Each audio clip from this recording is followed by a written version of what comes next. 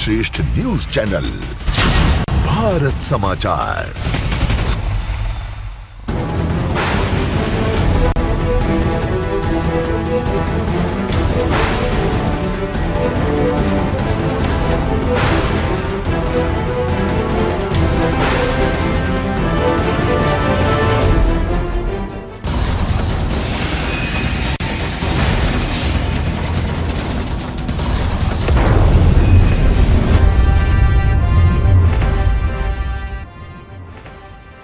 अभिवादन स्वीकार कीजिए ब्रजेश मिश्रा का और आप देखना शुरू कर चुके हैं द डिबेट।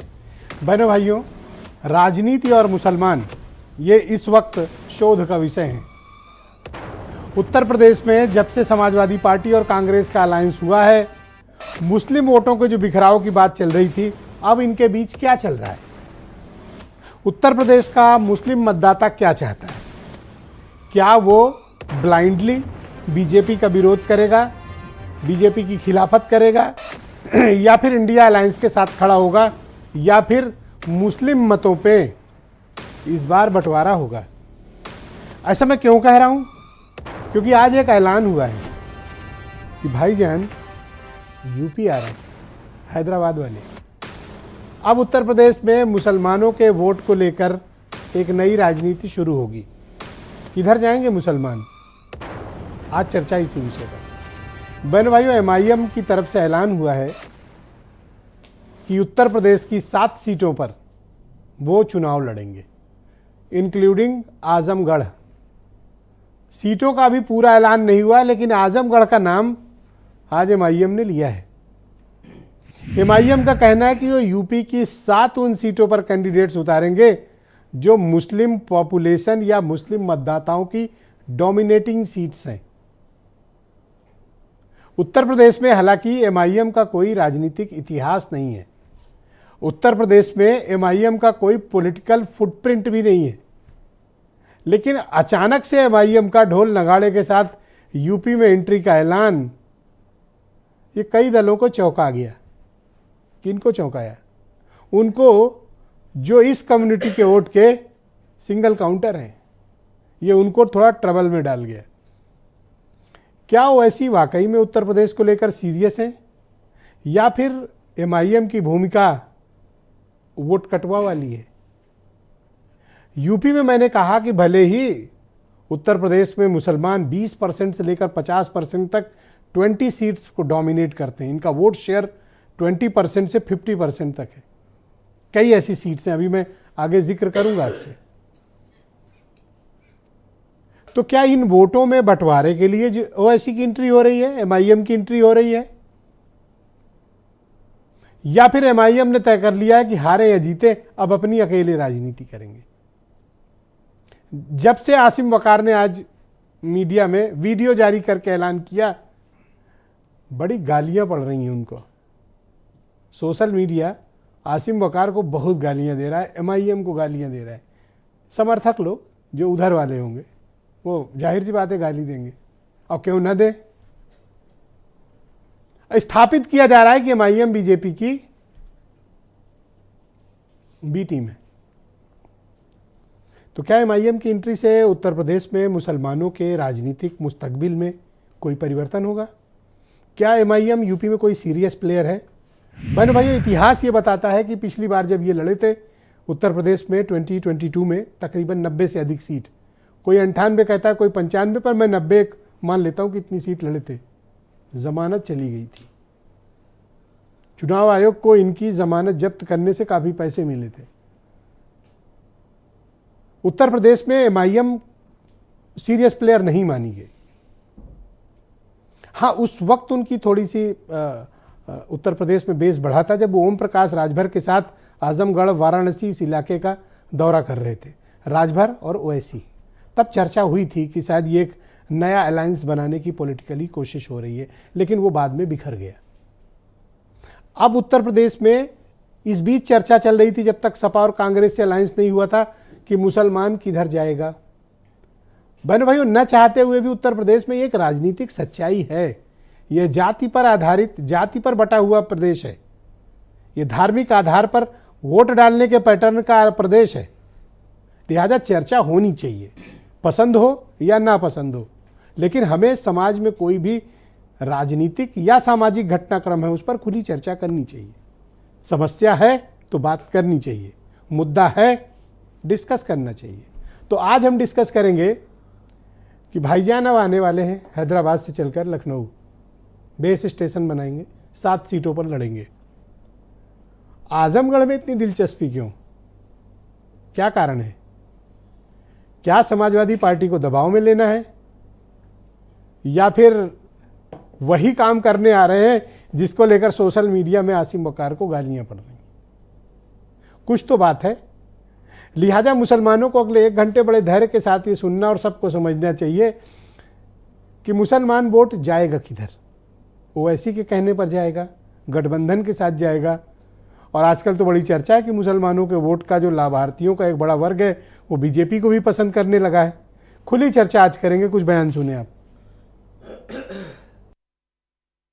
लेकिन बहुत सारे दल ऐसे हैं जो सहयोग करेंगे बीजेपी का, इसलिए आम मतदाता को हमें जागरूक रखना है, चाहे वो बीएसपी हो चाहे और कोई दल हो जो बीजेपी को मजबूत करना चाहता है। कि कई दल हैं जो बाबा साहब भीमराव अम्बेडकर जी का जो सपना था उसको ये खत्म करना चाहते हैं। इंडिया गठबंधन के द्वारा जिस तरह लगातार एआईएमआईएम के साथ सौतेला व्यवहार किया जा रहा है और हमारे राष्ट्रीय अध्यक्ष जनाब असद ओवैसी साहब से जो नफरत की पराकाष्ठा इंडिया गठबंधन के द्वारा क्रॉस की जा रही है, हम अपने कैंडिडेट 2024 लोकसभा में उतारने पर विचार कर रहे हैं। पासमानदा समाज के उत्थान की बात पहली बार अगर किसी ने की तो प्रधानमंत्री मोदी जी ने की।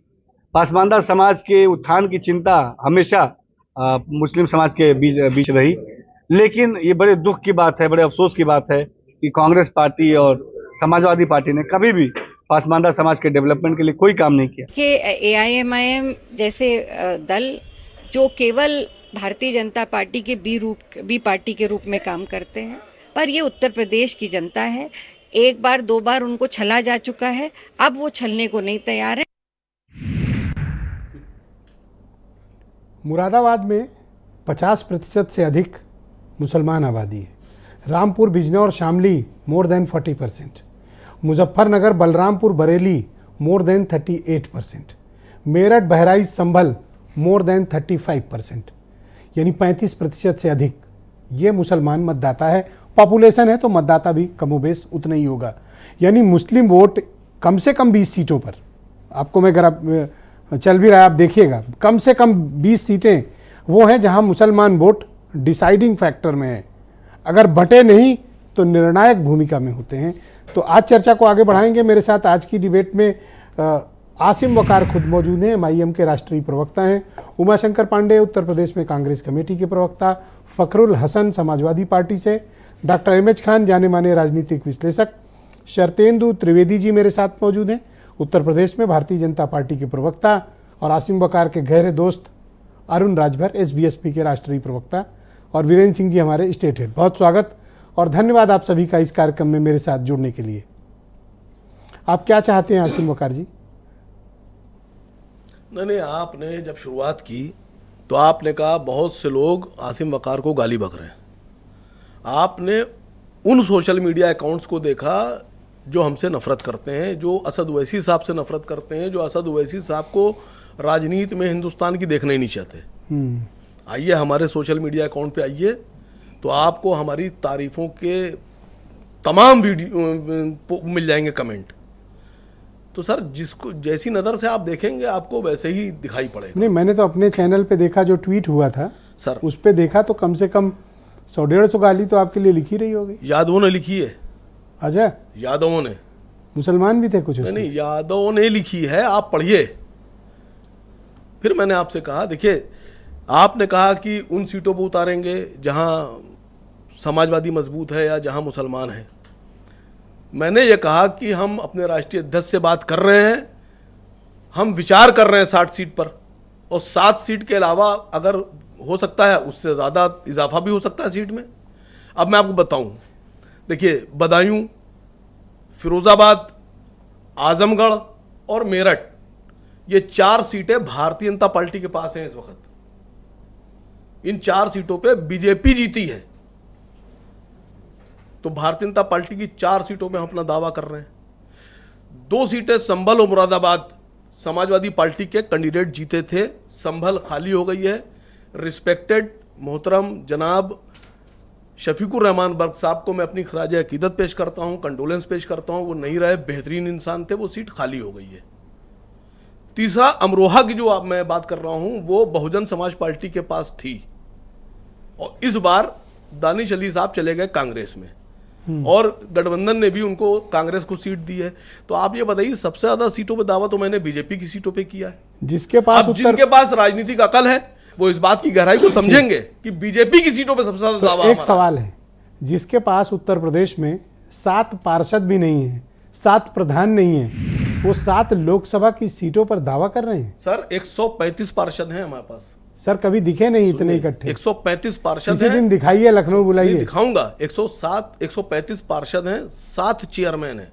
संभल पे आप अब सुन लीजिए, अब आप संभल जो लोकसभा सीट है, संभल की लोकसभा का जो चेयरमैन है वो हमारा है और नवाब इकबाल महमूद साहब की वाइफ लड़ी थी और हमारे पूर्व सांसद साहब के भी कैंडिडेट एक लड़े थे। ओके। चौथे नंबर पे पहुंच गए थे चेयरमैनी में। 2022 सर सुनिए, संभल में हमारा कैंडिडेट समाजवादी पार्टी से इतना ऊपर था कि समाजवादी पार्टी कैंडिडेट 4 पायदान नीचे था। 2022 दावा बनता है सर। 2022 का उत्तर प्रदेश के चुनाव का परिणाम मैं आपको बताऊं या आप स्वयं कबूलेंगे? मैं आपको 1980 का बता दूंगा। सर 22 वाला बताएं जो लेटेस्ट अभी मैं हुआ। आपको 1980 का बता सर दूंगा। 2022 90 से अधिक सीट पे लड़े, मैं आपको एक भी जमानत नहीं बचा पाए हो। 1977 में भारत की प्रधानमंत्री श्रीमती इंदिरा गांधी अपने गृह जिले से अपनी सीट हार गई थी।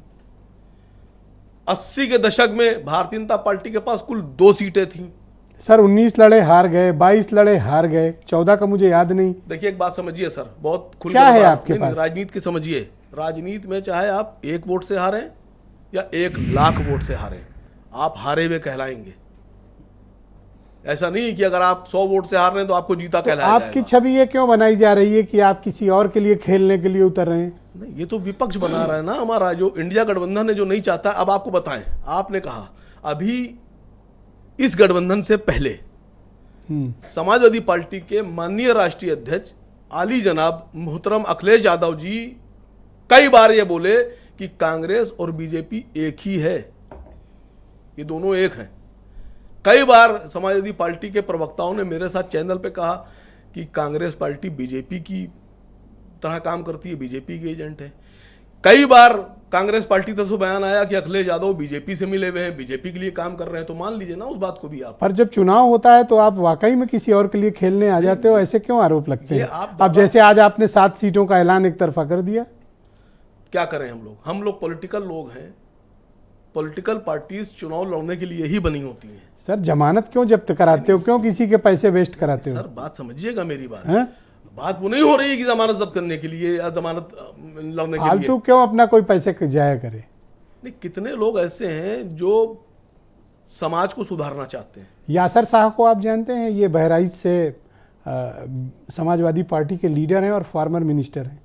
नाम सुना है आपने? नहीं, बिल्कुल सुना है। इन्होंने एक ट्वीट पे, आपके ट्वीट पे लिखा है इन्होंने कि आपके लिए लिखा है कि ये हर चुनाव में जो नौटंकी करते हो को MIM को वोट न देने वाला मुसलमान दोजख में जाएगा। ये रील चलाकर अब की बहराइच आओ बेटा, भूत उतारते हैं तुम्हारा। जब वो बताएं तब मैं आने को तैयार हूं। खुला चैलेंज नहीं, दिया जब यासर कहें- नहीं, जब- यासर शाह ने आपको खुला चैलेंज दिया, आपका भूत उतार देंगे। नहीं, अब फिर मैंने आपसे कहा जब वो कहें तब मैं आने को तैयार हूं। आप कहें तो मैं आपको दिखा और भी सकता हूं। बहराइच की सरहद शुरू होने के बाद हर किलोमीटर पे उनसे मिलने के लिए तैयार हूं। उतारे भूत आकर। तो क्या यासर का ये आपको चुनौती कबूल है? बिल्कुल कबूल है कब सर। जाओगे? जब दिल चाहेगा तब जाएंगे और ऐलान करके जाएंगे। और मैं उनसे कह के जाऊंगा कि मैं आ रहा हूं, पूरे इंतजाम के साथ आइएगा और मेरा भूत उतारिएगा। पर ये कैसी भाषा है कि आओ बहराइच बेटा तुम्हारा भूत उतारेंगे? ये डर की भाषा है। हैं? ये डर की भाषा है, ये दहशत की भाषा है, ये हार देखने वाली भाषा है। डरपोक लोग ऐसे ही भाषा बोलते हैं। आना मेरे मोहल्ले में, देख लेंगे मेरे मोहल्ले में। ये डरपोक लोग हैं सर। अरे बड़े नेता हैं, ऐसा थोड़ी बहराइच के बड़े नेता नहीं है सर ये। इनके फादर, इनकी फैमिली। बस वो फैमिली के नेता हैं ये। अगर जनाब नहीं, मोहतरम, लेकिन उन्होंने आपत्तिजनक लिखा, ये मैं मानता हूं, उन्हें ऐसे शब्दों का मैंने इस्तेमाल आपसे कहा ना, ये डर नहीं वाले करना लोग, चाहिए। ये दहशत है इनको, डर की ये राजनीति करते हैं। ये अखिलेश यादव जी के दोस्त नहीं है, ये दुश्मन है सर। मैं आज बता रहा हूं आपसे, ये आप क्या समझ रहे हैं ऐसी भाषा कर बोल कर ये अखिलेश यादव जी का फायदा कराएंगे? आप कितनी भी कोशिश कर लें, लेकिन मुसलमान आपकी तरफ आकर्षित दिखता प्रतीत नहीं होता। चुनाव आने दीजिए, चुनाव के बाद मिलेंगे सर। ये 7 आप सीटें जो क्यों बता रहे हो, परेशान? आपको कैंडिडेट मिल जाएंगे? सर मैंने आपसे भी एक बात कही कि इजाफा भी हो सकता है। जी। अभी आप देखिए, इफ्तिदाई इश्क है, रोता है क्या, आगे आगे देखिए होता है क्या। बहुत शुक्रिया आपका। मैं इस कार्यक्रम को आगे बढ़ाता हूं और मेरे साथ फ़खरुल हसन समाजवादी पार्टी के प्रवक्ता मौजूद हैं। फ़खरुल साहब, स्वागत आपका। तो MIM 7 कैंडिडेट उतारने जा रही है, इंक्लूडिंग संभल, मुरादाबाद और आपके सबसे खास सीट आजमगढ़। इनका मकसद क्या है? भाईजान आ रहे हैं अब? देखिए ब्रिजेश जी, जैसे कि कहा आपने कि भाईजान आ रहे हैं और हैदराबाद वाले भाईजान आ रहे हैं। उत्तर प्रदेश वाले भाईजान नहीं है, ये हैदराबाद वाले भाईजान है। और कोई आ रहा है, मेहमान है, स्वागत है उनका, कि वो लोकतंत्र है, लोकतंत्र में किसी को रोका नहीं जाता है। लेकिन समाजवादी पार्टी ने अध्यक्ष आदरणीय अखिलेश यादव जी ने पहले भी एक बयान दिया था कि जब ओवैसी जी की पार्टी पर सवाल पूछा गया था कि वो उसका निर्णय कांग्रेस करे, क्योंकि उत्तर प्रदेश में ओवैसी जी की पार्टी नहीं है। हैदराबाद की जो पार्टी है, जो उत्तर प्रदेश की बाहर की पार्टी है, उस पर निर्णय लेने का काम कांग्रेस करे। जहां तक 7 सीटों पर लड़ने का सवाल है, तो मेरे पास तो लंबी लिस्ट है। आजमगढ़ में कितने विधानसभा में जब चुनाव लड़े मिले, या दूसरी जगह संभल में क्या कौन? मिला। ये लोग MIM वाले? हाँ, उनको क्या इनका इतिहास है, बताओ जरा। नहीं, वैसे रफली बता दो। नहीं, मैं कहीं बहुत जीते उते हैं या नहीं? नहीं, नंबर 2 रहे हैं देखिए, कहीं? जीतने, जहां तक जीतने हारने की बात है, आसिम भाई ने बताया कि नगर निगम में बहुत सी सीटें हैं। नगर निगम का चुनाव में बहुत से दलों के पास बहुत सी सीटें हो जाती हैं जब वो उनको दूसरे दल से टिकट नहीं मिलता। लेकिन कुछ समय बाद पता चलता है कि वो संख्या जो जीती होती है वो कम हो चुकी होती, क्योंकि नगर निगम के चुनाव में सिंबल कहीं मिलता है, कहीं नहीं मिलता है। जो चेयरमैन जीते होंगे वो आज हैं या नहीं है। गुड्डू जमाली जी भी लड़े थे, मजबूरी में लड़े थे। मेरठ में मेयर के चुनाव में ना ये नंबर 2 आए थे, आप नंबर 3 थे। नहीं, ठीक बात है, लेकिन वो तो दल थोड़ी आया था, वो तो व्यक्ति आया था, उनका प्रभाव था। वो अब समाजवादी पार्टी में आ गए। अगर इन्हीं व्यक्तियों को टिकट पकड़ा दिया आसिम वकार ने तो नहीं, अब वो आप किसको पकड़ाएंगे? आसिम भाई चुनाव लड़ सकते हैं। मैं मानता हूं कि उत्तर प्रदेश में ये पॉपुलर हैं, ये लखनऊ रहने वाले हैं, इनको लोग जानते हैं। इसके अलावा कौन किसको जानता है? ये दो तरफा मत खेलो कि आप उनका प्रेस कर रहे हो लेकिन उनकी पार्टी की बुराई। नहीं नहीं भाई, मैं कह रहा हूं ना ब्रिजेश जी कि आप बताइए ना, किसी दूसरे व्यक्ति को जानते हो उत्तर प्रदेश में? मुसलमान इनके साथ जाएगा कि नहीं जाएगा? देखिए, मुसलमान तो समाजवादी पार्टी इंडिया गठबंधन के साथ है, वो कहीं नहीं जा रहा है। तो इनको अपने साथ क्यों नहीं ले रहे हो? इनमें क्या कमी है मुझे बताओ। इनको जरा देखो, इनमें क्या कमी है? दिखते भी ठीक ठाक हैं माशाल्लाह, बोलते भी ठीक ठाक हैं, ज़हीन व्यक्ति हैं। समाजवादी साथ पार्टी लेने में से क्या दिक्कत है? समाजवादी पार्टी के प्रवक्ता बन जाए, बहुत अच्छे आदमी आसिम भाई, हम इनका स्वागत करेंगे। आ जाए, क्या समाजवादी पार्टी की तरफ आ जाए। पहले थे भी समाजवादी पार्टी में, हम तो इनका सम्मान करते हैं। हम तो फिर इनको टिकट दे दोगे? नहीं, इनका खुले, मैं तो कहता हूं इनका सम्मान करते हैं। समाजवादी पार्टी में इनको वो सम्मान मिल सकता है जो उस दो दल में तरफा नहीं। मत खेलो। आए समाजवादी पार्टी में, स्वागत है। आसिम भाई को तो उत्तर ऐसे को प्रदेश साथ में लेने में क्या परेशानी? इनको तो तैयार हो, इनके बॉस में क्या प्रॉब्लम है? भाई वो तो उत्तर प्रदेश के बाहर के भाईजान है। आपने अपनी बात के शुरू में ही कहा कि हैदराबाद वाले भाईजान उत्तर प्रदेश में आ रहे हैं, तो जो उत्तर प्रदेश के भाईजान हैं, हम तो कह रहे हैं उनका स्वागत है समाजवादी पार्टी में। अब हैदराबाद वाले कांग्रेस तय करे कि किसको कहां लेना है, नहीं लेना है। तो इनके आज के ऐलान को आपकी पार्टी गंभीरता से लेती है या नहीं लेती? देखिए, उत्तर प्रदेश में समाजवादी पार्टी को, इंडिया गठबंधन को जनता गंभीरता से ले रही है। ओवैसी जी को गंभीरता से लेती ही नहीं लेती। 17 का चुनाव, 22 का चुनाव, 19 का चुनाव वो सबने देखा है, जनता ने तय किया है। इसलिए गंभीरता किसको ले रही है, नहीं ले रही है, जनता मैं शरद त्रिवेदी जी को आमंत्रित करता हूं। उत्तर प्रदेश में भारतीय जनता पार्टी के प्रवक्ता हैं त्रिवेदी जी। आपके लिए तो ये खासी खुशखबरी है कि वकार साहब और MIM की पार्टी 7 सीटों पर लड़ने आ रहे हैं। सर, इनका स्वागत किया जाए? नहीं, सबका स्वागत है, हमें कौन सी दिक्कत है। बहुत मेहमान है, जैसे अभी फखरुल साहब ने कहा कि मेहमान है, इनको आना चाहिए, उत्तर प्रदेश में लड़ना चाहिए चुनाव। लेकिन भारतीय जनता पार्टी का इससे कोई लेना देना नहीं है, क्योंकि देखें कि मुस्लिम राजनीति, मुझे लग रहा है उससे आसान राजनीति किसी समाज की नहीं है।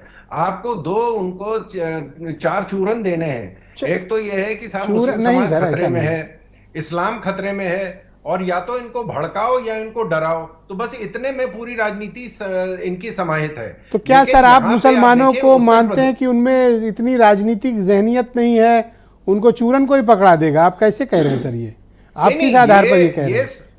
ये मिश्रा जी, ये पिछले 70 साल से तमाशा चल रहा है, लेकिन अब जनता जाग चुकी है, वो देख चुके हैं। आप देखिए कि आजमगढ़ में हम जीते हैं और आजम खान साहब के गढ़ में भी हम जीते हैं। तो मुस्लिम समाज जो है अब जागरूक हो गया है, उसको अपना हक चाहिए, उसको अपना हित चाहिए, उसको नौकरी चाहिए, उसको शिक्षा चाहिए, स्वास्थ्य चाहिए, सुरक्षा चाहिए। जो पर तो आप कह रहे हो कि वो तो चूरन खा रहा है सर। नहीं, ये दे रहे थे।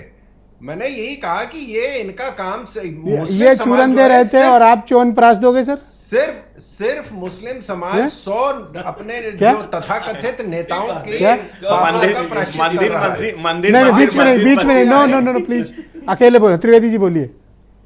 आज समाज जागरूक हो गया है, आज अपना हक जानता है, अपना हित जानता है और अपने हक और हित पे वोट कर रहा है।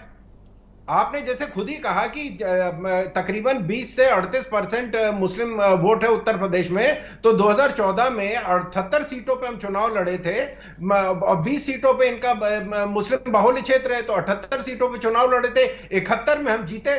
तो मुस्लिम समाज बहुत बड़े स्तर पे भारतीय जनता पार्टी के साथ आ गया है। जिस तरह इन्होंने अपमान किया है पसमंडा मुसलमानों का, ये सारे शेख सैयद जो मिलके अपनी नेतागिरी चला रहे हैं और उसका अब इनको खामियाजा भुगतना पड़ेगा। पिछली बार भी भुगतना पड़ा था, दोबारा ये नतीजा इनको मिलने वाला है। मैं डॉक्टर एमएच खान को इनवाइट करता हूं। आपने दो जो महत्वपूर्ण बातें कही, खान साहब दो नहीं, सुन लीजिए, सवाल लीजिए। दो इशूज रेज किए। पहला, एक तो ये शेख सैयद पठान, इसका इशू इन्होंने उठाया कि पसमानदाओं के साथ आप गलत कर रहे हैं। दूसरा इशू मुसलमान को बता रहे हैं कि वो चूरन कैसे। नहीं, इनकी भाषा, अपनी भाषा पे कंट्रोल करना चाहिए इनको। क्या आप शेख सैयद पठान को आप कहेंगे कि इनको दबा के रखा? आप मुसलमानों, जितने मुसलमान, जिसको पसमानदा कह रहे हो, पसमानदा नहीं है, मुसलमान है। वो सारे के सारे मुसलमान है। पसमानदा कह करके आप मुसलमानों में भेद पैदा करना चाहते हो, ये तो शर्म की बात है आपके लिए। इस तरह की भाषा का इस्तेमाल मत करिए, वरना आप सर्वजन हिताय सर्वजन सुखाय की बात जो करने लगते हो तो उसमें सब उलट जाता है। इस तरह की भाषा का इस्तेमाल तब करिए जब आपको कोई वोट ना दे रहा हो। आप भी अपने चैनल पे बैठ के कहते हो कि हमको 8% वोट मिला, फिर उसमें कहते हो पसमानदा मुसलमानों को वोट मिला।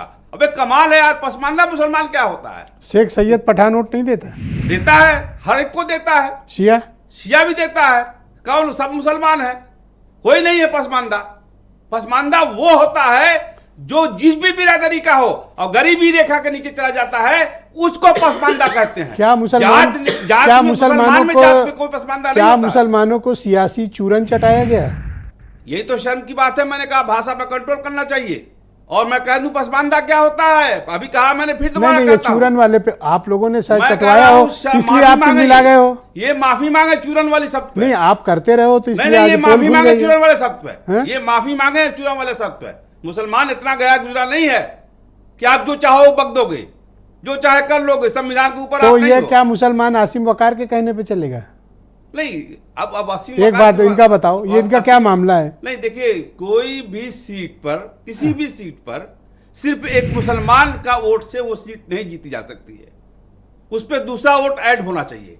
अब समाजवादी पार्टी के प्रवक्ता बैठे हैं, चुनाव आने के पहले इन्होंने शुरू कर दिया पीडीए।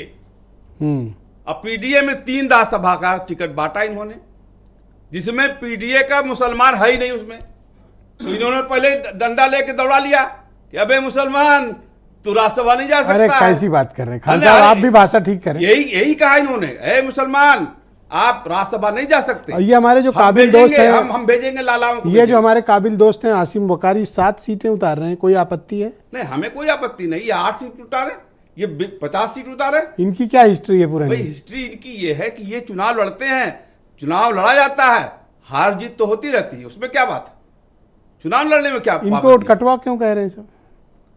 अरे वो अब हम कहें क्या शब्द को जवाब देंगे? वोटो कटवा जो है, ये सब दुनिया भर का जो फेल्योर लोग हैं वही सब का बात कहते हैं। तो आप इनकी बात से इत्तेफाक रखते हैं कि इन्हें चुनाव में 7 सीटें उतारनी चाहिए? नहीं, इनको 60 सीटें उतारनी चाहिए। 60 60 60 60 और काटें? और काटें। ये तो क्यों नहीं उतार रहा है? गुस्से में कह रहे हो ये तो। नहीं गुस्से नहीं कर रहे हैं, उतारना चाहिए इनको। 7 से देखिए, 7 से बनती नहीं बात। अच्छा। पार्लियामेंट में आप 7 जीत जाओगे तो क्या कर लोगे? अरे 60 जब कहाँ यहाँ? तक 10 ना हो, जब तक 10 MP ना हो, तब तक आप क्या कर लोगे? मजे ले रहे हो आप तो। नहीं मजे नहीं ले रहे हैं, हम बता रहे हैं, बढ़ाइए वसीम साहब, वकार साहब बढ़ाइए, कैंडिडेट बढ़ाइए, आप लड़ोगे इनके जितना बढ़ाइए। अच्छा चलो लड़ोगे इनके और हम क्यों लड़ेंगे? हम क्यों लड़ेंगे? किस लड़ेगा हक से कह रहे हो वोटर। 60 लड़ जाएं? अब मैं वोटर। कह रहा हूं चलो टिकट देने को ही तैयार नहीं, है, लेना नहीं चाहते हो? नहीं, हम उस विचारधारा के नहीं है, हम उस विचारधारा इनकी के- क्या विचारधारा है? इनकी विचारधारा बताओ सबको। आप कह रहा हूं मैं, इनकी विचारधारा ये है मुस्लिमीन, सिर्फ मुस्लिमीन। अच्छा, तो सिर्फ मुस्लिमीन वाली विचारधारा हमारी नहीं है। हमारी धारा है सबको समान मानने वाली। जो हमारे आका हुजूर सल्लल्लाहु अलैहि वसल्लम ने किया, यहूदियों के साथ किया, सबके साथ किया, सबको लेके गए। एक जनाजा जा रहा था हुजूर सल्लल्लाहु अलैहि वसल्लम के जमाने में, मिश्रा जी सुनिएगा जी, हाँ। एक जनाजा जा रहा था यहूदी का, हुजूर सल्लल्लाहु अलैहि वसल्लम खड़े हो गए, उठ के बैठे थे लोग, कहने लगा ये तो जनाजा यहूदी का है, आप खड़े कैसे हो गए? उन्होंने कहा जनाजा किसी का हो, वो भी तो इंसान है, रिस्पेक्ट ये है इस्लाम पर में। जनाजे वाली बात इस वक्त कहना ही उचित है, ये आप क्यों कह रहे हो? मैं कह रहा हूं इस्लाम ये इजाजत देता है कि आप किसी की रिस्पेक्ट करिए। आप तो ये क्या करें फिर? नहीं, इनको भाई अपना- इनको इंडिया अलायंस पूछ नहीं रहा है, नहीं, सवाल इस बात का नहीं, सौतेला व्यवहार हो रहा है तो इनके इसका साथ। क्या कहां बुराई कर रहे हैं? इनका कोई नहीं पूछ रहा है, तो ये पॉलिटिकल पार्टी है, इनके MP हैं, 2 MP हैं, तो ये नहीं लड़ेंगे क्या? इनको हम मना नहीं कर सकते, और संविधान नहीं मना कर सकता, संविधान नहीं तो मना इनको कर क्यों कहते हैं कि उनकी फलाने की बी टीम? सकता। अब ये बी टीम वाली बात तो बड़ा मुश्किल है, कहना सुनना, जिसको मर्जी आता है कहने को जो कुछ कहे। क्या आपको लेकिन- क्या लगता है? नहीं, हमें कुछ नहीं लगता। हमको लगता है ये पॉलिटिकल पार्टी के आदमी है, पॉलिटिकल पार्टी इनकी है, इनको चुनाव लड़ना चाहिए, हारे तो ये जो जीते, सपा वाले जमानत कह जब्त रहे हो हैं कि आओ बहराई भूत उतार, नहीं, कैसी वो भाषा गलत भाषा है। गलत भाषा। गलत एक भाषा। फार्मर मिनिस्टर को ऐसे शब्द नहीं इस्तेमाल और उस पर फखरुल हसन को बोलना चाहिए कि मैं बात करूं। नहीं मैं बताऊं, वो नशे में रहे होंगे जब बोला उन्होंने। नहीं, देखिए, नहीं, मैं उनकी बात बता दूं, मैं बता रहा हूं आपसे, ब्रजेश जी सुन टेस्ट लीजिए, करा मेरी रहा बात सुन लीजिए, वो नशे में रहे नहीं होंगे। थोड़ी सुन लीजिए मेरी बात। यासिर के पिताजी MLA थे, MP थे, मिनिस्टर थे सर। मिनिस्टर थे, लेकिन पहली बार जब आरिफ मोहम्मद खान वहां से चुनाव लड़े थे, ऑन रिकॉर्ड बता रहा हूं, नानपारा के वो इंचार्ज थे, वो 40,000 रुपये मूंगफली का बिल लाए थे और 60,000 रुपये का शराब का बिल लाए थे इनके बाप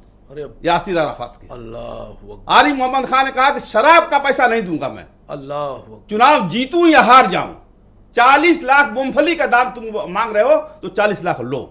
ये वो खानदान के लोग हैं। ये क्या बात करेंगे? तमीज तहजीब है? देखिए किससे बात करेंगे? देखिए खुल के समझ में आई। ये किससे बात करेंगे? ये बात नहीं कर सकते हैं। इनके वहां इनकी माता जी MP रही, ये रहे मिनिस्टर रहे, क्या किया इन्होंने? पर तो आसिम वकार के लिए आप क्यों इतने भड़क रहे हो? हम आसिम वकार के लिए नहीं भड़क रहे, हम तो जो सीधी सीधी बात है वो कह रहे हैं। ओके, उमा शंकर पांडे जी, MIM की एंट्री हो रही है, आपके वोट बैंक पर अटैक है ये तो। ब्रजेश जी, MIM कब नहीं थी उत्तर प्रदेश में? उत्तर प्रदेश में कब नहीं लड़ी MIM? हाँ, ये भी सही है। बिहार में कब नहीं लड़ी? गुजरात में, महाराष्ट्र में, जहां जहां भाजपा कमजोर, आपको वहां वहां MIM मिलेगी। ओके, हाँ, ये एक जगह चुनाव उतनी ताकत से नहीं पर लड़ते। यूपी में तो मजबूत है ये, फिर क्यों नहीं आ रहे सुनिए, हैं? ये कहाँ चुनाव नहीं लड़ते। अभी MH खान जी कह रहे थे ये राजनीतिक पार्टी, इनको चुनाव लड़ना चाहिए, वही मैं भी कह रहा हूँ। बस एक जगह ये थोड़ा कम लड़ते हैं, तेलंगाना में, जहाँ के ये रहने वाले हैं।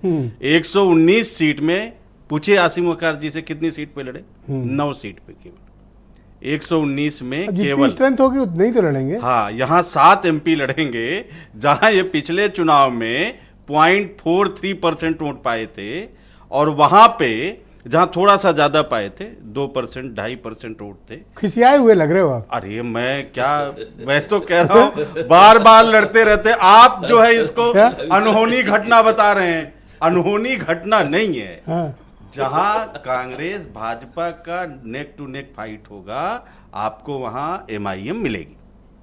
अच्छा, पूरी ताकत लगाई। देखिए, मैं वहां 119 में कितना, जो जहां स्थापना हुई थी MIM की 1927 में, RSS की इतना क्यों 1925। वेटेज दे रहे हो MIM को आप दे रहे हैं ना, आप डिबेट करा रहे हैं ना, तो हमें तो देख लो। इतिहास बोलना पड़ेगा। हमें तो कहना, मैं तो वही कह रहा हूं भाई, आम आदमी पार्टी डिबेट नहीं है, डिबेट में MIM पर डिबेट हो रही है। हाउ स्ट्रेंज, ये कितना मजेदार बात है। 0.43% अगर वाले पे मुसलमानों की हक की बात करें तो कितना उमा शंकर को मुसलमान अपने तिलमिला है। हक की बात देख रहे हो जानता खान साहब, है। नहीं, अगर मैंने मुसलमानों की हक की डिबेट रख दी, सुन लीजिए, मिर्ची नहीं, लगी है भाई को, नहीं। भाई को मिर्ची ब्रजेश लगी है, जी, मुसलमान भाई को मिर्ची लगी। जब देश आजाद हुआ था, मुस- जब देश आजाद हुआ था तो मेरी बात आई नहीं, 39% मुसलमान नौकरियों में थे। हाँ बोलिए। और उसके बाद जो है point- आज मुसलमान 1.5% पा गया। पॉइंट 60-70 साल कांग्रेस रही है शासन में, जीरो कर दिया मुसलमानों। हाँ, अब बोलेंगे। 0.43% वाले खान साहब, आसिम वकार साहब यहाँ चुनाव लड़ रहे हैं। मैं अभी देख रहा था, अभी जो तेलंगाना वाला चुनाव अपना पता है कितना है हैं? आपको? हाँ, अपना पता है? हाँ, इनसे 22 वाला याद दिलाऊं? हाँ, इनसे 5 गुना ज्यादा है। 2% पे खड़े और 1% कैसे पे डिठाई है, खड़े। देखो डिठाई, इसको सुन कहते हैं लीजिए। डिठाई। सुन तो लीजिए। अच्छा, मैं अभी देख रहा था हाँ। तेलंगाना में कैंडिडेट कैसे कैसे MIM ने खड़े किए। जहां कांग्रेस पार्टी का ज्यादातर 9 में ज्यादातर सीटों पे कांग्रेस पार्टी की तरफ से जहां मुस्लिम कैंडिडेट थे, वहां MIM ने मुस्लिम खड़े किए, और जहां हमने हिंदू खड़ा किया वहां इन्होंने हिंदू खड़ा किया। तो आप समझिए कि ये रणनीति क्या थी, तैयारी Thank you. क्या थी, सोच क्या है, अरुण किसको राजभर, हराना चाहते धन्यवाद। हैं और किसको जिताना चाहते हैं। मैं अरुण राजभर को इनवाइट करता हूं। अरुण, आपका स्वागत है। वकार साहब ने ऐलान कर दिया 7 सीटों पर लड़ेंगे। आपको तो काफी परेशानी महसूस हो रही होगी, आपके क्यों होश उड़े हुए हैं? नहीं, हमारे कोई होश नहीं उड़े हो। हम तो उनको शुभकामनाएं दे रहे हैं कि वकार साहब मजबूती से चुनाव लड़े, और वो साथी नहीं, जहां तक उनका पांव फैल सके वहां तक लड़े। इनके नेता का हम सम्मान करते हैं, अच्छे नेता हैं, अनुभवी नेता है, और सदन में बोलते हैं तो अपने समाज के हकों की बात बोलते हैं। ठीक बात है कि आजादी से पहले 38% हिस्सेदारी थी ये उनकी, क्या लेकिन उल्टा आज पुल्टा हो रहा है? 75 साल। ओवैसी की तारीफ 75 बीजेपी के दोस्त लोग कर रहे हैं। नहीं, मैं तारीफ नहीं कर रहा हूं। मैं तो बात क्या जो सच है वो भैया, बता रहा हूं। किधर से खेल रहे हो? नहीं, मैं कह रहा हूं कि हैं? आज की अपनी राजनीति में साइड अगर में। देखेंगे, आज की राजनीति में अगर देखेंगे, हाँ। हम किसी की तारीफ नहीं कर रहे हैं। हम ये इस बात की चर्चा कर रहे हैं कि अगर आज भी आवास बंट रहे हैं तो बिना भेदभाव के बंट रहे हैं, मुसलमान बस्तियों में भी आवास जा रहे हैं।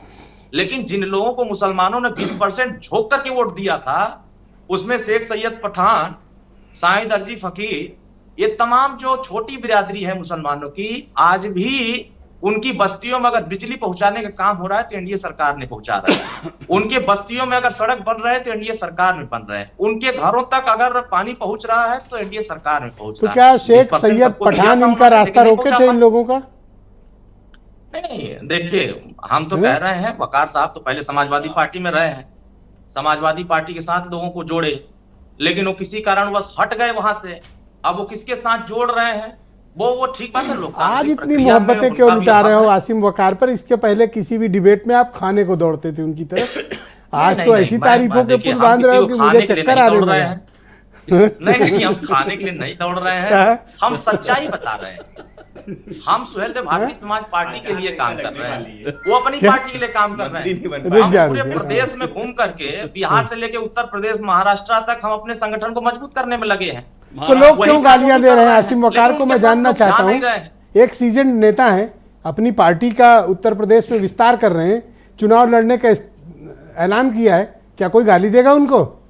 नहीं, वो तो बेहतर कांग्रेस बता ही रही है कि कल तक तो कांग्रेस समाजवादी पार्टी को बीजेपी की बी टीम बता रही थी, अब समाजवादी पार्टी जो है कांग्रेस को बीजेपी की बी टीम बता रही थी, और आज वो दोनों बी टीम वाले एकजुट हो गए हैं और वो जान रहे हैं कि ये वही आसिम वकार हैं जो कह रहे थे कि खदेड़ा हो गए। आज उनके लिए आपके शहद फूट रहा है। क्यों फूट रहा है? क्योंकि आपको पॉलिटिकली सूट कर रहे हैं, वो आपका इंटरेस्ट प्रोटेक्शन हो रहा होगा। सूट कर रहे हैं। हम लोग कट्टर सनातनी हैं, हम संविधान को मानते हैं, संविधान हम देश की संविधान पे भरोसा करते हैं, और हमारी पार्टी संविधान की रक्षा संविधान को नहीं मान रहे है, गरीबों के लिए लड़ाई लड़ती है। हाँ। अब वकार साहब हंसेंगे उससे मुझे फर्क नहीं पड़ता है ना, हमें क्या फर्क पड़ता है? वो लड़े चुनाव, हम मना कर रहे हैं मत लड़िए, हम तो कह रहे हैं लड़िए, मजबूती से लड़िए, हमारी शुभकामनाएं आपके साथ है। ठीक है, वीरेन जी आ गए। देश में जी हाँ, लड़िए, शुभकामनाएं हैं, बड़ी शुभकामनाएं हैं आपकी। ले ली इन्होंने। भारतीय समाज पार्टी सबकी लड़ाई लड़ रही है, वो एक जाति की लड़ाई वीरेन जी आ गए डिबेट पे। भाई वीरेन जी, अब चर्चा है कि भाईजान की एंट्री हो रही है, मुसलमान क्या चाहता है उत्तर प्रदेश में? देखिए, ओवैसी की तो अब चुनाव आ रहा है तो लॉटरी तो लगनी तय है। पूरे देश से उनकी डिमांड आती है और वो पहले बिहार में गए थे, चुनाव लड़े, उनके 5 विधायक जीते भी थे। नोट कर। वो आजकल विधायक कहाँ हैं शायद पता नहीं, MIM को पता है या नहीं। लेकिन बंगाल में भी लड़ने का ऐलान किया था, बाद में ओवैसी ने वहाँ पर फिर ममता बनर्जी के समर्थन में वापस ले लिया। तो अब उत्तर प्रदेश में जब MIM चुनाव लड़ेगी, ओवैसी चुनाव लड़ेंगे, तो अभी तो 7 सीट का ऐलान किया है, हो सकता है कि आगे और सीटें बढ़ा दें। ये अभी खाली आज एक टेम्परेचर नापने के लिए एक लिस्ट 7 जिलों की दिखाई गई है। तो ये बड़ी विचित्र बात है कि कांग्रेस ने कहा कि ये भाजपा की बी टीम ने अपना काम चालू कर दिया। असदुद्दीन ओवैसी उत्तर प्रदेश में जो 7 लोकसभा की सीटें लड़ रहे हैं वो मुस्लिम बाहुल्य हैं। संभल, मुरादाबाद, अमरोहा, मेरठ, आजमगढ़, बदायूं, फिरोजाबाद। इंडिया गठबंधन को जिससे सबसे ज़्यादा आशा थी यादव और मुसलमान वोट से जी, उसमें भी सेंधमारी की इंतजाम हो गया है। और भाजपा भी पसमानदा के नाम पर वोट चाहती है, मुसलमानों पे लगातार काम करती रही है। अब ओवैसी भी पसमानदा का मुद्दा उठाते हैं। तो जब मुसलमान वोट बटेगा तो स्वाभाविक है कि उसका फायदा बीजेपी को सीधा मिलेगा। हालांकि बीजेपी ने जातीय समीकरण इतने मजबूत कर लिए हैं यूपी में कि वो इंडिया गठबंधन पर अभी भी भारी है, लेकिन वो कहीं कोई चूक छोड़ना नहीं चाहती है कि कहीं कोई राहत की सांस ना रहे। वैसे देखिए, किसी भी पार्टी को सियासी ताकत हासिल करने में कोई बुराई नहीं है, उसको अपना अधिकार है। लेकिन ओवैसी के इस कदम से देश भर में या उत्तर प्रदेश में मुसलमानों की मदद होगी या उनकी मुसीबत बढ़ेगी, ये विचार करने वाली बात है। इस पर चर्चा होनी चाहिए, डिबेट के योग्य सवाल है जी। और आज लोगों ने ये बात देखा है कि जैसे बिहार में आरजेडी का, लालू तेजस्वी का ओवैसी ने खुला नुकसान किया था, वैसे उत्तर प्रदेश में अखिलेश यादव का ये खुला नुकसान होगा अगर वो अपने कैंडिडेट लड़ाते हैं। वो इंडिया गठबंधन में आते नहीं हैं, पता नहीं आना चाहते हैं कि नहीं आना चाहते हैं या उन्हें सीट नहीं मिल पा रही नहीं है। कह रहे हैं सौतेला व्यवहार हो रहा है, हमें तो लेना नहीं चाहते, हम तो तैयार बैठे हैं, आज रात में फोन कर दें, कल चले आएंगे। ये ब्रजेश जी, एक बार जब इंडिया गठबंधन का ऐलान हुआ था तो ओवैसी ने कहा था कि कांग्रेस और बीजेपी दुकानदार और चौकीदार हैं और इनकी आपस में सेटिंग है। मुस्लिमों पर दोनों चुप हैं। इंडिया महागठबंधन में जाने के सवाल पर उन्होंने कहा था कि ये बहुत खतरनाक महबूबा है, हमें इसकी ज़रूरत नहीं है। ये मामला पिछले साल का है जब उन्होंने बयान दिया था। तो वो जाने की इच्छा शायद नहीं रखते रहे होंगे, लेकिन आज वकार साहब ने कहा कि भाई हमको सम्मान या हमको इंडिया गठबंधन वाले उस लायक नहीं समझते हैं। जब राम मंदिर का उद्घाटन हो रहा था तब केजरीवाल ने कहा कि हम हर मंदिर पर सुंदरकांड का पाठ करेंगे दिल्ली में। तो ओवैसी ने कहा कि ये आप वाले आरएसएस का छोटा रिचार्ज हैं। हाँ बोला, मुसलमानों इनसे सावधान हो जाओ। तो समस्या इस बात की है कि इंडिया गठबंधन में नहीं वीरेंद्र भाई, आपको सारी बातें ओवैसी साहब की याद है, लेकिन आपको आम आदमी पार्टी और कांग्रेस और समाजवादी पार्टी का एक भी बयान याद नहीं है। अभी कुछ दिन पहले समाजवादी पार्टी ने कहा कि जो कांग्रेस है वही बीजेपी है और जो बीजेपी है वही कांग्रेस है। अखिलेश यादव जी, हाँ बोलिए वीरेंद्र जी। यही सेम बात कांग्रेस सर, पहला राउंड में अपनी बात रख ले, फिर आपको सीधे आप ही के पास आऊंगा। ओवैसी ने जो ये 7 सीटों पर ऐलान किया है, हो सकता है कि ये प्रेशर पॉलिटिक्स भी हो, इंडिया गठबंधन में उनसे कोई बातचीत की जाए। लेकिन एक बात ये साफ है जी कि ओवैसी जितना अच्छा बोलते हैं, जितनी तगड़ी स्पीच देते हैं, वो भाजपा को सूट करती है, उससे हिंदू वोट एकजुट होता है। तो भाजपा उनको क्यों रोकेगी, जिसे लोग हेट स्पीच कहते हैं। देखिए आज जो है ब्रजेश जी ना आजम खां रहे सियासत में, वो तो जेल चले गए, और आजम खां के जाने के बाद इरफान सोलंकी भी बोल देते थे, वो भी जेल में है। शहजील इस्लाम तो पेट्रोल पंप के चक्कर में चले गए।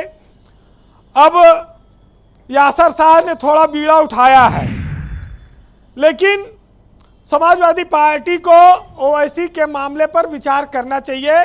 मैं ये वकार साहब की तरफ से बोल दे रहा हूँ, है ना।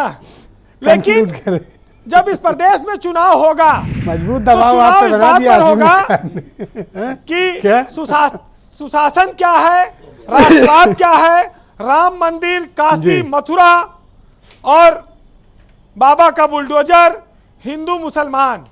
फिर जब सीए की धारा आ जाएगी, उसमें 370 आ जाएगा और तमाम सारे ऐसे इशूज आ जाएंगे, तो अपने आप धारा पलट जाएगी चुनाव की। जी तो जो लोग खाली इस उम्मीद में लड़ रहे हैं, तो उनके लिए ऑप्शन ज्यादा बचता नहीं।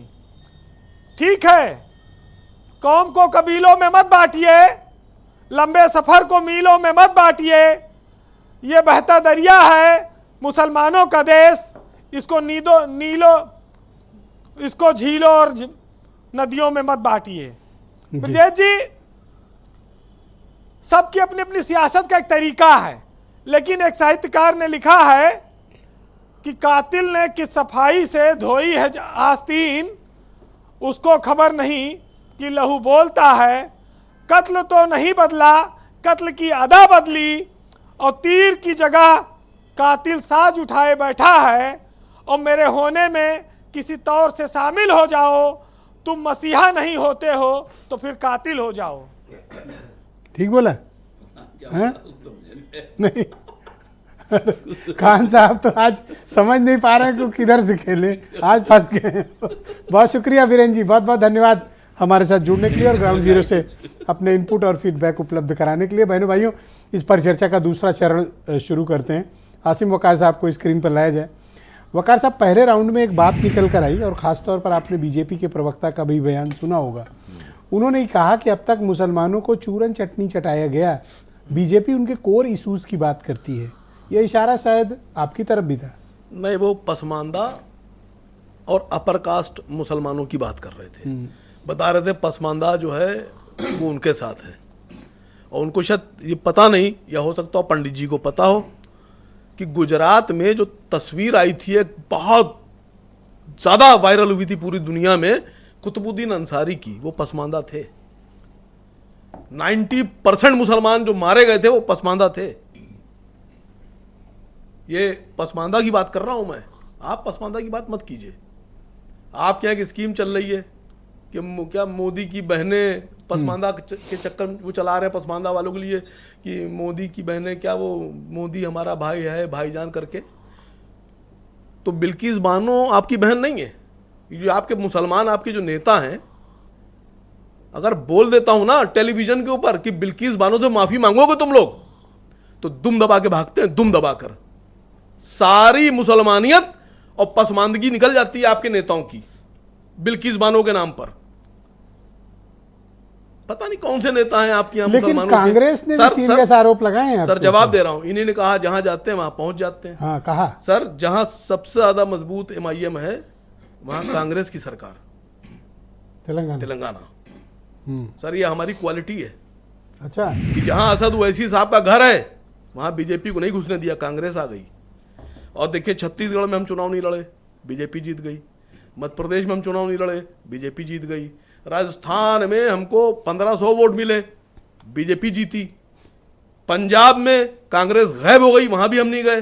गोवा में कांग्रेस गायब हो गई, वहां भी हम नहीं गए।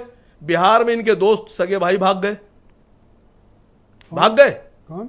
इनके सगे भाई नीतीश कुमार इनके? जी जी, यूं यूं चलते थे, यूं I love you I love you I love you Nitish ji I love you. अच्छा, हाँ, भाग गए वो, बीजेपी में चले गए, इनको मालूम ही नहीं पड़ा।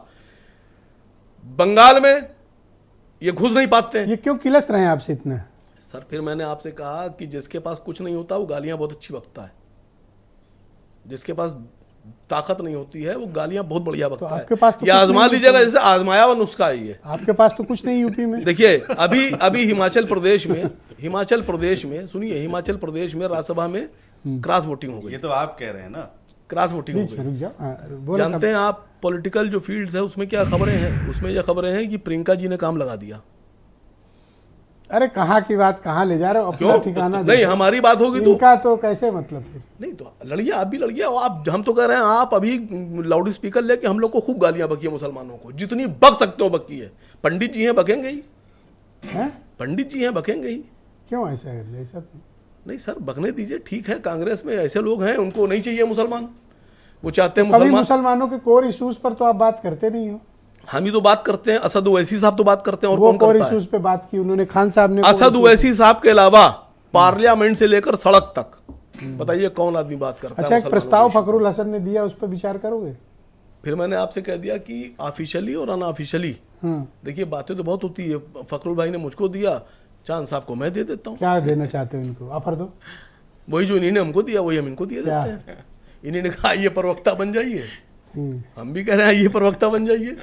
कितनी देर लगती है सर बताइए? मैंने तो एक कदम आगे बढ़ के खान साहब से कहा MIM का टिकट ठुकरा दिया। देखिए जितने लोग ठुकरा दिया अगले आदमी ने। नहीं, वो बात अलग की है, उन्होंने ठुकराया नहीं ठुकराया, वो उनकी पॉलिटिकल अपनी विल पावर है, क्या चाहते हैं क्या नहीं चाहते हैं। ऐसा थोड़ी ना है मतलब आपका टिकट नहीं लेना चाहता कोई, ये एक तरह से क्यों खान साहब? जिसको लेना होगा वो लेगा सर, जिसको लेना होगा वो लेगा, जिसको नहीं लेना नहीं लेगा। अगर खान साहब ने हमारा टिकट ठुकरा दिया तो इसमें कोई, उन्होंने ऐसा तो नहीं किया कि नहीं, उन्होंने ये कह दिया कि नहीं आप लड़ने काबिल नहीं। उन्होंने कहा लड़िए, 7 नहीं 60 सीट पे लड़िए। आज राजभर मैं वाले उनका शुक्रिया अदा करता हूँ, सम्मान दे रहे हैं। नहीं राजभर जी के लिए तो मैं पिछली बार भी कहा था, और मैं योगी जी से फिर कह रहा हूँ, भूल जाइए गाली अली जो बकी गई थी, बिल्कुल अब वो माफी मांग चुके हैं, उनको मंत्री बना दीजिए। नहीं, ये आप बिलो बेल्ट मार रहे हो। उन्होंने तारीफ की और आप साहब मैं तो रिक्वेस्ट कर रहा हूँ, मैं मुसलमानों के रिक्वेस्ट कर रहा हूँ, योगी जी से कह रहा हूँ भूल जाइए उनकी गलतियां, बना दीजिए मंत्री उनको। बताओ भाई अरुण, ये क्या कह रहे हैं वकार साहब? आप तो देखो इतना सम्मान दे रहे थे। वकार साहब अपनी चिंता करिए, इनके मुद्दे पर चर्चा करने कोई विषय ही नहीं है। गंभीरता से अगर जनता लेती तो मुझे लगता कि लंबे समय से मुसलमान अब 3 तलाक बिल के मसले को हल करने वाली एनडीए ही सरकार है, और महिलाओं के साथ सबसे ज्यादा अत्याचार। देखो अगला आदमी पहले राउंड में तारीफ कर रहा है, अब गाली दे रहा है। पूरे देश में मुस्लिम समुदाय की आधी आबादी महिलाओं की वो एनडीए के साथ खड़ी हो गई है। ई कहाँ टिमटिमा रहा है, इनको कौन पूछ रहा है उत्तर प्रदेश में? अभी तो यार आप ही पहले राउंड में तो इनके शान में बसा रहा हूँ त्रिवेदी जी, आप ही पास नहीं, हम ये कह रहे हैं इनके नेता अच्छे हैं, लेकिन इनके साथ अशिक्षा ज्यादा है। इनके समाज में अशिक्षा ज्यादा, अशिक्षा दूर करने के लिए अगर मुहिम चलावे तो हम इनका साथ दें। ये मुहिम चलावे कि समाज में जाकर मुस्लिम भाइयों से कहें कि नहीं तुम शिक्षित बनो, और लड़ाई आप कह रहे हैं लड़ो, शिक्षा के लिए जागरूक करो। रुको, झगड़ा लगाएंगे। 20 सेकंड। आप 6 कितने में ले इनके? नहीं, मैं सिर्फ इतना फिर से कहूंगा, मैं कुछ सुन ही नहीं रहा हूँ आज। मैं सिर्फ इतना कहूंगा, योगी जी जितनी गालियां बकी थी भूल जाइए, माफी मांग ली है, पैरों में पड़ गए, अब तो बना दीजिए मंत्री। होली नहीं मनाएंगे अगर मंत्री नहीं। बताइए नहीं ब्रेकिंग न्यूज आई। पूर्वजों का इतिहास होली के ही दिन खत्म किया गया था, इसलिए हमारे पूरे राजभर समाज के लोग होली नहीं मनाते हैं। उससे सत्ता से और आचार संहिता अगर मंत्री नहीं बना, साफ सुथरी बात ये जो ये बैठे हैं ना, नहीं जब तक मुस्लिम लोग बनेंगे तब तक फखरुल हसन कर रहे हैं। अब आपके लिए भाई इनसे बात करके या इनको अपने अलायंस पे लेने के बजाय इनको आप क्यों नाराज किए बैठे हो? कह रहे हमारे साथ सौतेला व्यवहार हो रहा है, खुला कह रहे हैं।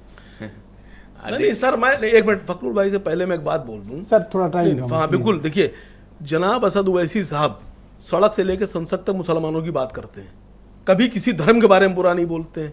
भैया आपको क्या नफरत है उनसे? बोलिए, किस बात की नफरत है असद ओवैसी साहब से? खाली ये बताइए। नहीं, समाजवादी पार्टी से पूछ रहा हूँ, बताओ क्या नाम है? देखिए ब्रिजेश जी, आदरणीय अखिलेश यादव जी ने एक बार सवाल पूछा गया था ओवैसी जी की पार्टी पे, तो हमने कहा था कि ये उत्तर प्रदेश का मसला नहीं है, ये तो हैदराबाद का मसला है। हैदराबाद वाले भाईजान साहब, मैं बैठा हूं उत्तर प्रदेश में आपके सामने, लखनऊ का रहने वाला हूं। अरे भाई, मैंने तो अपनी बात के शुरू में ही कहा कि आसिम भाई उत्तर प्रदेश के हैं, दूसरा कोई नाम पूरे उत्तर प्रदेश में मैं नहीं जानता जो आपके दल का हो। मैं नहीं जानता, हो सकता कोई दूसरा यहाँ बैठा हुआ पैनल में जानता हो, तो मैं नहीं जानता। और ब्रजेश जी, कभी कभी बहुत से सवालों को जवाब ना देना बहुत बेहतर होता है जवाब राजनीति में, तो इसलिए मैं ओवैसी जी का या आसिम भाई के बहुत से सवालों का जवाब नहीं देना चाहता हूं। खान साहब, अब आप बताओ कि मुसलमानों में क्या संदेश है अगर ये एंट्री करते हैं तो? नहीं, मैंने आपसे पहले भी कहा था कि देखिए अभी आचार संहिता लगी नहीं है, सभी पार्टियों ने अपने प्रत्याशी नहीं उतारे हैं, प्रत्याशियों का भी बड़ा भारी प्रभाव होता है। क्षेत्र में कौन सा प्रत्याशी है, कोई बदमाश है, कोई शरीफ है, कोई अच्छा है, तो उस पर वोट चेंज होता है, बदलता है। मैं कह रहा हूं मुसलमानों के कोर इश्यूज पर बात क्यों नहीं होती? मैं दूसरी बात फिर कह रहा हूं, असीम भाई की बात का मैं समर्थन नहीं कर रहा हूं इस चीज का कि पसमानदा मुसलमान और अपर कास्ट मुसलमान, ये मुसलमान एक है। नहीं, मैंने कहा बोला, आप कहे नहीं, मैंने नहीं बोला, मैंने कहा वो जो बीजेपी वाले पसमानदा कर रहे हैं, हाँ, तो देखिए उनकी बात कर रहा हूं। मैं कह रहा हूं हमारे वहां कहीं नहीं, मुसलमान सिर्फ मुसलमान होता है, मुसलमान है, सिर्फ मुसलमान है। अब मस्जिद में यही तो बता रहे थे कि पसमानदा मारे गए, यही तो बोले थे। नहीं, पसमानदा उस्मानदा कुछ नहीं, ये भरमार हैं लोग, बीजेपी वाले भरमार हैं, बीजेपी वाले बीजेपी को हमको लड़ा रहे हैं, हमको लड़ाना चाहते हैं, अपर कास्ट कह के आपने वहां क्या है? आपने दलितों के साथ क्या किया? अरुण राजभर किसको लड़ा रहे हैं? अरुण राजभर किसको लड़ा पाएंगे? अरुण राजभर तो जिसको लड़ा नहीं सकते उसको अनपढ़ अनपढ़ तो ये खुद है, कितने पढ़े लिखे हैं? 6 एमएलए हैं इनके पास। अरे 6 एमएलए हैं, हमारे राष्ट्रपति रह चुके हैं, 4 राष्ट्रपति रह चुके हैं, राष्ट्रपति रह चुके हैं साहब, इनके बताओ कितने। अरे मैं कह रहा हूं कि आप लोग का वोट पाके ही विधायक हैं, ये कह रहा हूं। नहीं कुछ नहीं, ये जो है जो इनके साथ खड़े हो गए थे ना, हमने उस दिन भी कहा था, आज भी कह रहा हूं क्या कि सारे एमएलए इनके इस्तीफा देकर चुनाव लड़े, क्योंकि उस वक्त लड़े थे जब समाजवादी पार्टी का साथ था। मुसलमानों को वोट दिया। हाँ, मुसलमानों को। अभी तो अनपढ़ बता रहे हैं, अभी मुसलमानों को वोट दिए थे। और अब सारे इनके विधायक हैसियत की बात ना करो, ये गलत बात। तुम्हारी हम जानते हैं कितनी हैसियत है, 2 करोड़ के आदमी हो यार, हैसियत बता रहे हो। खान साहब प्लीज भाषा ठीक करें, भाषा ठीक करें, नहीं, भाषा ठीक। जब उम्र का लिहाज नहीं रखा जाएगा तो भाषा नहीं बदलेगी निशा जी, जब उम्र का लिहाज नहीं रखा जाएगा, ये आदमी की हमारी उम्र क्या है, ये मेरे लड़के के बराबर है, और किस भाषा में इस बात कर रहे हैं मुझे? मैं तो बात कर रहा हूँ, पॉलिटिकल बात कर रहा हूँ, और ये कह रहा हूँ, अरे हो जाएगी शपथ हो जाएगी। फिर मैं कह रहा हूँ शपथ हो या ना हो हमसे मतलब नहीं है, हमसे लेना देना नहीं है।